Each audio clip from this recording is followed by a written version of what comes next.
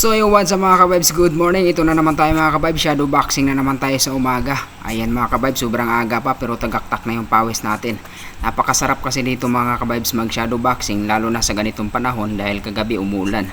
Ayan, sobrang lamig mga kabibes pero dito pinagpawisan tayo ng gusto. Ayan o, kita nyo naman yan, diba? Katatapos ko lang dyan mga kabibes mag jogging, kaya naman naisipan ko mag shadow boxing tayo. Ayan, grabe, ang sarap sa pakiramdam mga kabibes, lalo na pag tapos mo mag-exercise. Nako, talaga naman pagod ka pero napakasarap sa pakiramdam. Ayan. Dahil tuwing umaga mga kabibes, ito yung ginagawa ko. Kumbaga nakasanayan ko na rin dahil pagdating ng alas 8 ay papasok na rin tayo sa ating trabaho. Ayan, kita nyo naman yan. Pero kahit araw-araw ako nag-i-exercise mga kabibes, tingnan nyo naman ang laki pa rin ng tiyan ko. Dahil pagkatapos kasi ng exercise mga kabibes, napakasarap kumain.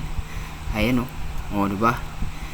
Pero sisikapin ko mga kabibes na magkaroon ng 2 abs. Ayan. Yan talaga yung gusto ko mga kabibes, magkaroon ng abs. Pero ang hirap talagang gawin yun dahil kailangan mo talaga mag-focus dun. Pero tayo kasi hindi tayo nakapokus dun dahil ang lakas natin kumain pagkatapos mag-exercise. Ayan, yun yung dapat kong i-adjust mga kabibes, yung pagkain, kung paano paliitin yung kain natin tuwing umaga. Ayan, pero okay lang yan mga kabibes, ang importante makapag-exercise tayo at mapawisan tayo, diba?